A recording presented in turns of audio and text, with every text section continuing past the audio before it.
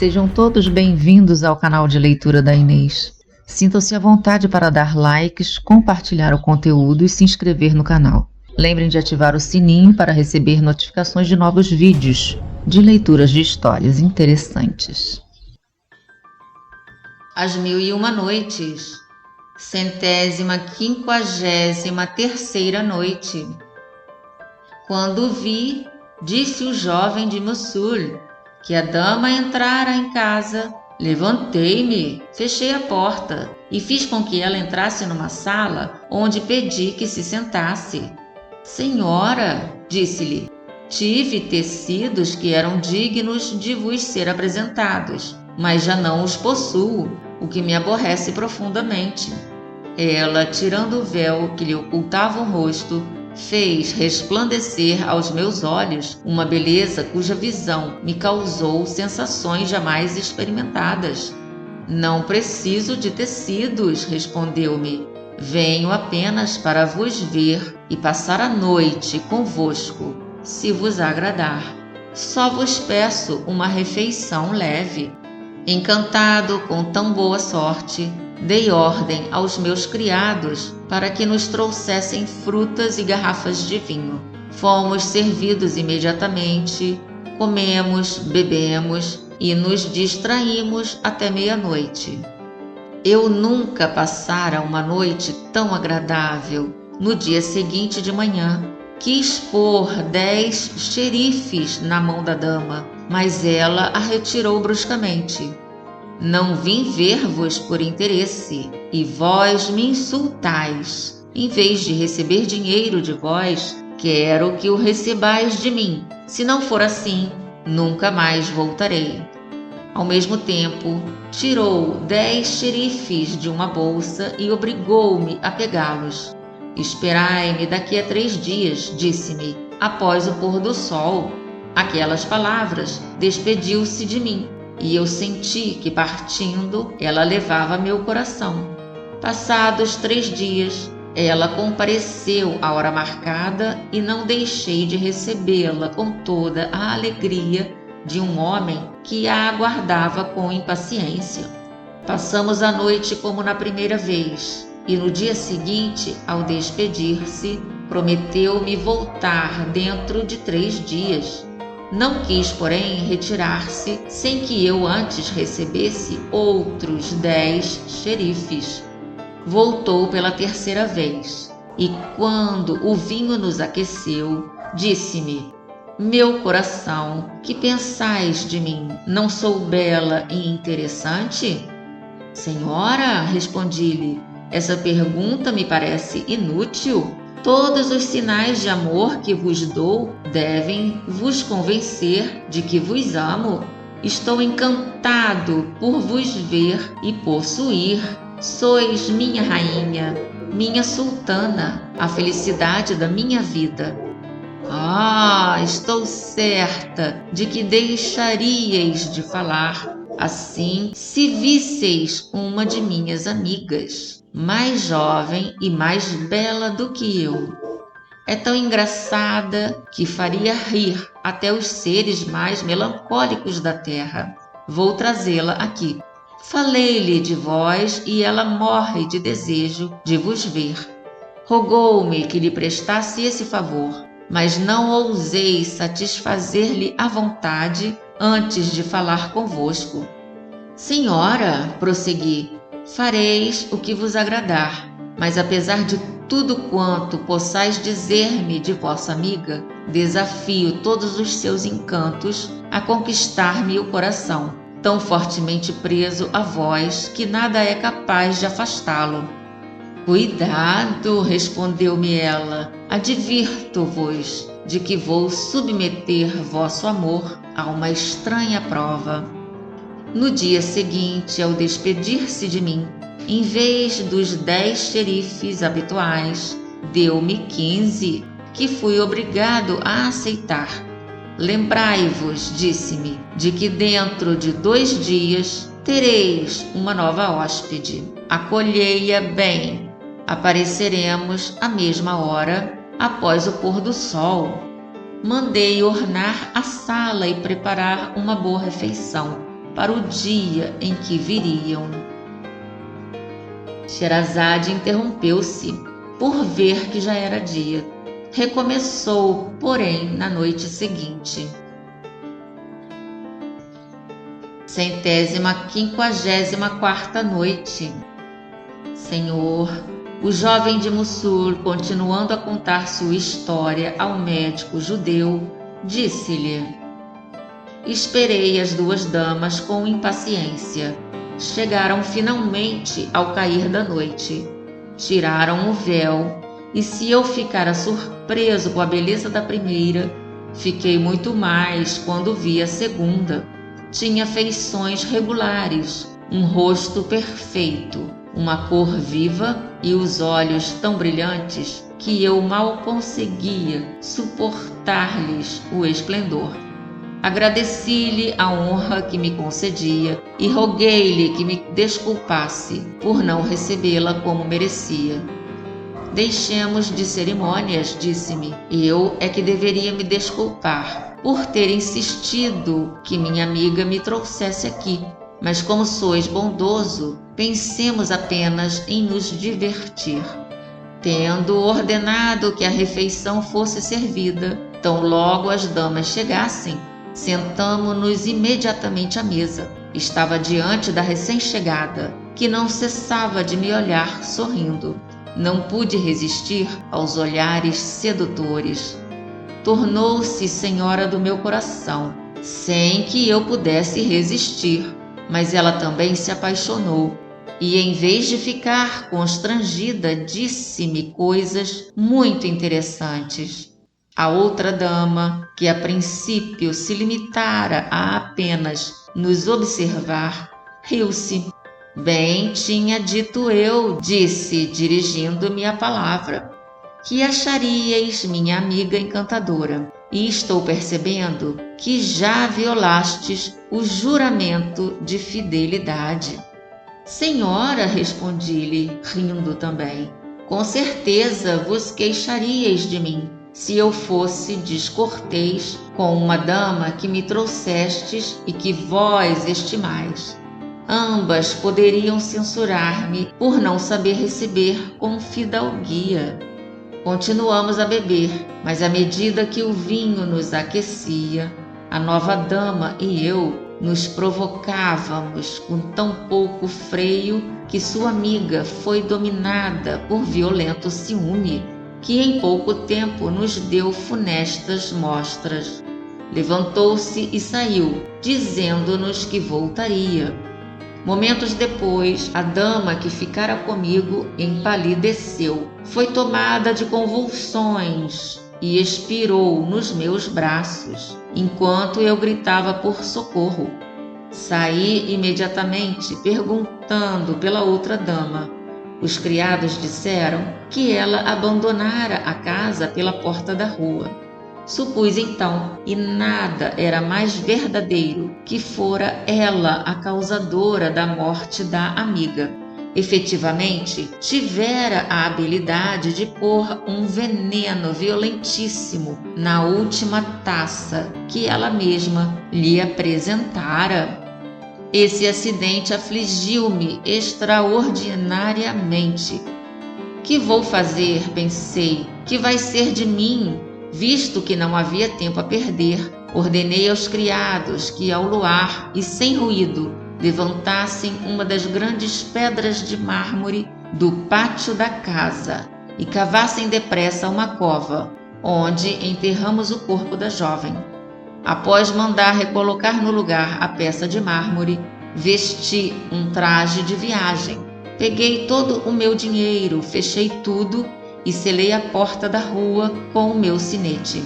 Fui procurar o joalheiro, seu proprietário, e paguei-lhe o que devia, com 1 ano de adiantamento, e entregando-lhe a chave, roguei-lhe que a guardasse para mim.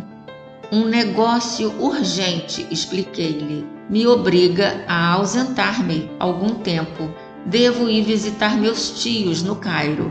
Enfim, despedi-me dele e imediatamente montei a cavalo e parti com os criados que me aguardavam.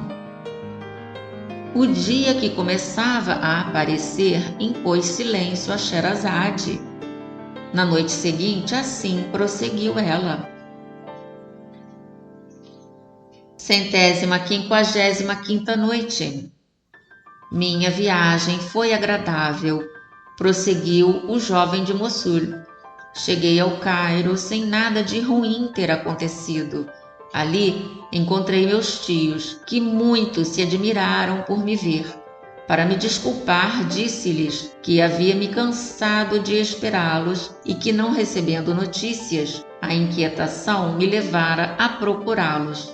Receberam-me com cordialidade e prometeram fazer com que meu pai não se zangasse por eu ter abandonado Damasco sem sua permissão.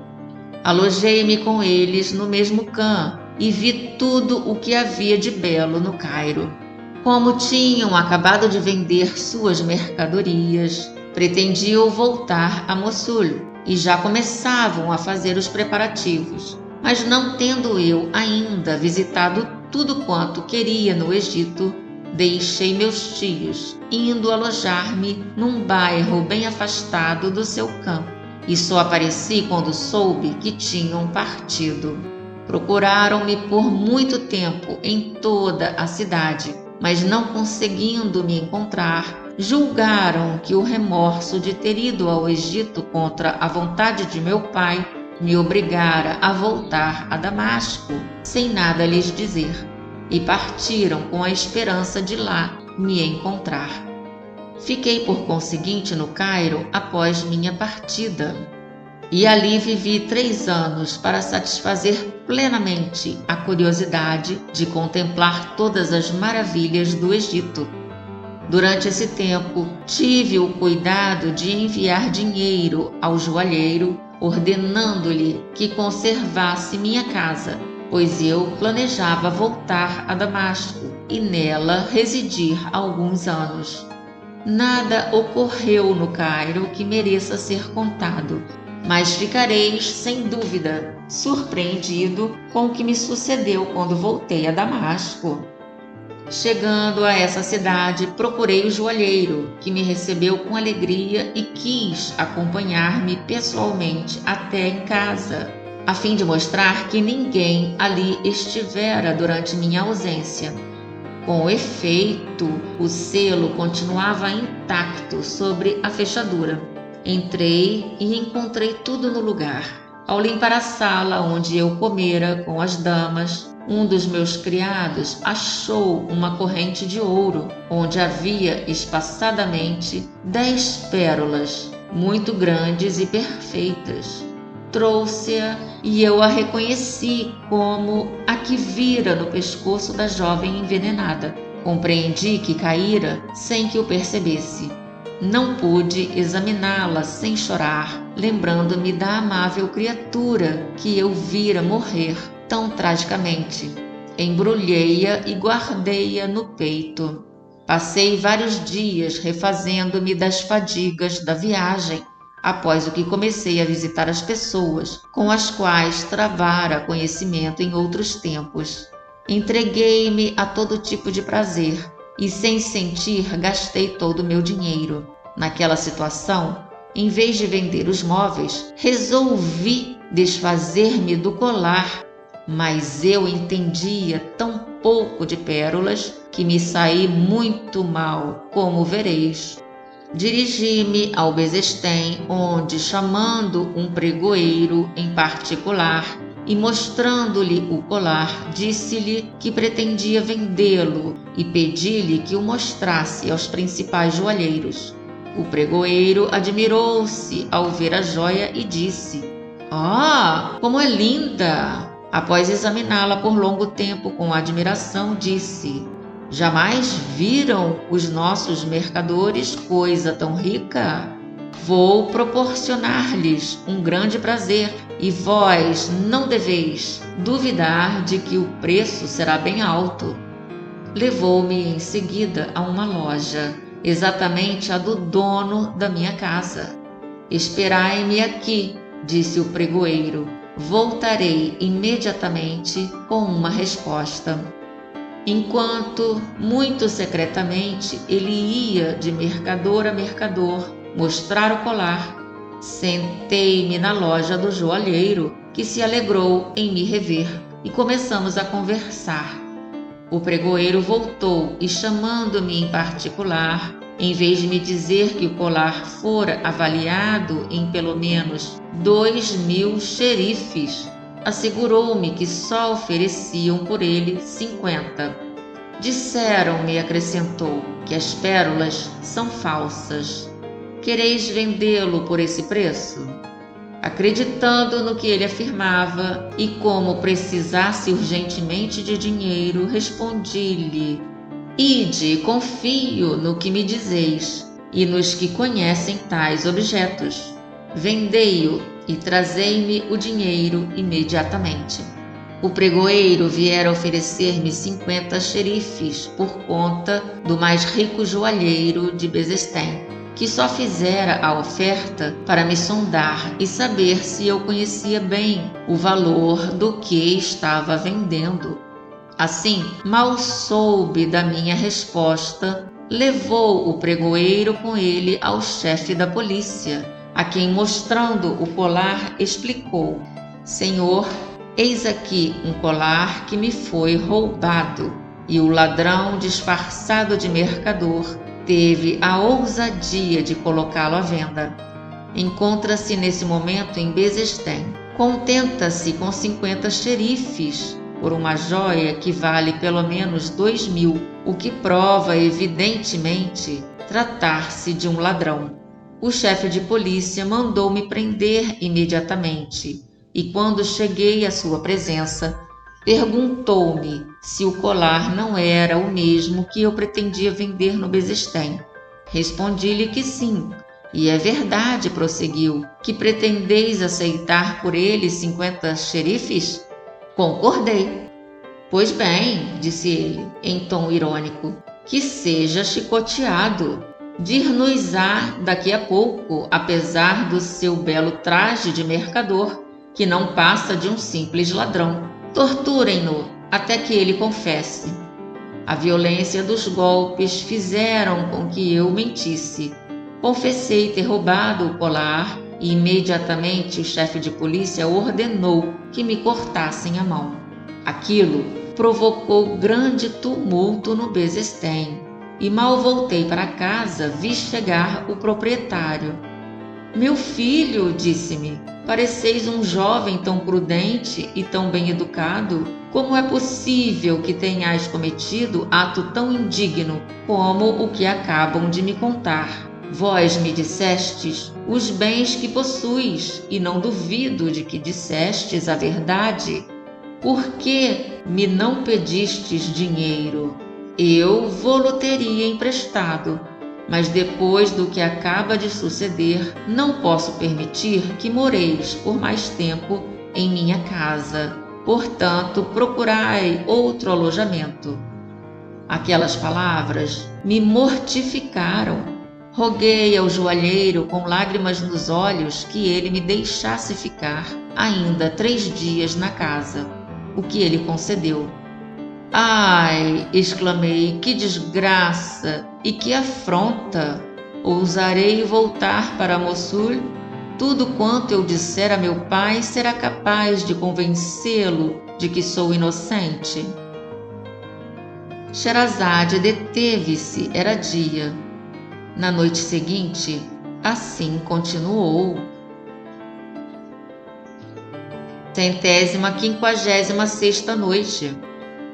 3 dias depois dessa desgraça, disse o jovem de Mossul, vi, cheio de espanto, entrar em minha casa um grupo de homens, de chefe de polícia, com o proprietário e o mercador, que me acusara falsamente de lhe ter roubado o colar de pérolas. Perguntei-lhes o que queriam, mas em vez de me responder, amarraram-me e encheram-me de insultos, dizendo-me que o colar pertencia ao governador de Damasco, que o perdera há mais de 3 anos e que, ao mesmo tempo, uma de suas filhas desaparecera. Imaginai meu estado ao ouvir essa notícia. Contudo, tomei uma decisão. Direi a verdade ao governador, e a ele caberá perdoar-me ou mandar que me matem. Quando me levaram à sua presença, notei que ele me olhava com compaixão e tive um bom pressentimento. Ordenou que me desamarrassem. Depois, voltando-se para o joalheiro, meu acusador, e para o proprietário da casa, perguntou-lhes: é esse o homem que vendeu o colar de pérolas? Mal responderam que sim, prosseguiu: estou certo de que não me roubou o colar. E admira-me muito terem-lhe feito tão grande injustiça. Tranquilizado com aquelas palavras, exclamei: Senhor, juro-vos que sou realmente inocente. Estou convencido até de que o colar jamais tenha pertencido ao meu acusador, a quem nunca vi e cuja horrível perfídia foi a causa de me tratarem tão indignamente. É verdade que confessei o furto, mas fiz isso contra a minha vontade, impelido pelos tormentos e por uma razão que estou pronto a vos confiar, se tiverdes a bondade de me ouvir. Já sei o bastante, respondeu o governador, para vos fazer imediatamente uma parte da justiça que vos é devida. Tire-se daqui, prosseguiu o falso acusador, e sofra ele o mesmo suplício que esse jovem, cuja inocência conheço. A ordem do governador foi imediatamente executada, e o joalheiro foi levado e punido como merecia. E depois o governador, mandando que todos se retirassem, disse-me: meu filho, contai-me sem temor de que modo foi ter às vossas mãos o colar, e não me oculteis nada. Contei-lhe tudo o que se passara e confessei-lhe que preferia passar por ladrão a revelar tão trágica aventura. Meu Deus! Exclamou o governador, quando terminei de falar. Os vossos desígnios são incompreensíveis, e a eles devemos nos submeter sem murmúrios. Recebo com inteira submissão o golpe com que me feris. Em seguida, dirigindo-se a mim, disse: meu filho, após ter ouvido a causa da vossa desgraça, que muito me aflige, quero contar-vos a causa da minha. Sou o pai das duas jovens de que acabastes de me falar. Terminando tais palavras, Sherazade, vendo surgir o dia, calou-se, para prosseguir na noite seguinte. 157ª noite. Senhor, disse ela, eis as palavras que o governador de Damasco dirigiu ao jovem de Mossul. Meu filho, sabei que a primeira dama que teve a desfaçatez de vos procurar em vossa casa era a minha filha mais velha. Eu a casei no Cairo com um dos seus primos, filho do meu irmão. Quando seu marido morreu, ela voltou para mim, corrompida por 1000 maldades aprendidas no Egito. Antes da sua chegada, a segunda, que morreu tão deploravelmente entre os vossos braços, era muito sensata e jamais me dera motivo de queixa. A mais velha carinhosamente se aproximou muito dela, aos poucos tornando-a tão malvada quanto ela. No dia seguinte ao da morte da segunda, como eu não a visse, ao sentar-me à mesa, pedi notícias à mais velha, mas em vez de me responder, pôs-se esta a chorar tanto que eu tive um terrível pressentimento. Pedi-lhe para que me dissesse o que eu queria saber. Meu pai respondeu-me soluçando: nada mais vos posso dizer, senão que minha irmã vestiu ontem seu vestido mais belo, pôs seu colar de pérolas e saiu para não voltar mais. Mandei procurar minha filha por toda a cidade, mas não consegui saber seu paradeiro. Entretanto, a mais velha, arrependida sem dúvida do seu furioso ciúme, não cessou de se afligir e de chorar a morte da irmã. Privando-se de todo o alimento, pôs fim aos seus míseros dias. Eis, continuou o governador, qual é a condição dos homens. São essas as desgraças a que se expõem. Mas meu filho, acrescentou, como somos igualmente desventurados, unamos nossos desgostos e não nos abandonemos. Dou-vos em casamento uma terceira filha, mais jovem que suas irmãs, e que em nada se lhes parece no comportamento. É mais linda e posso vos assegurar que vos tornará feliz.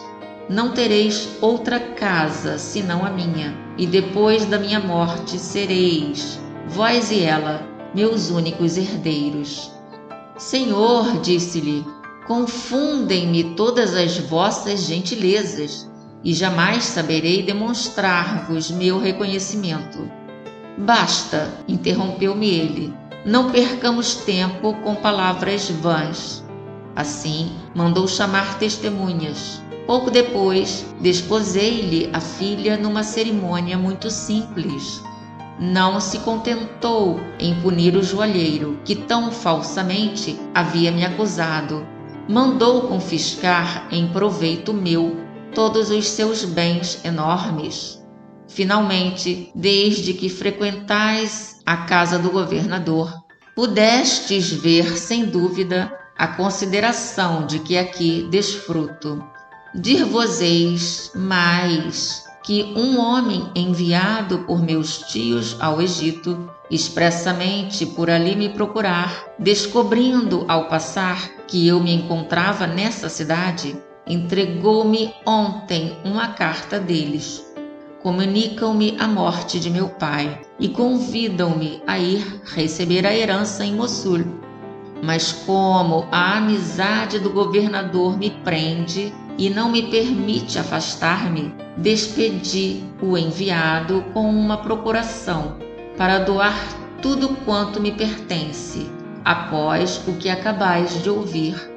Espero que perdoais a incivilidade que tive para convosco durante a minha enfermidade, apresentando-vos a mão esquerda em lugar da direita.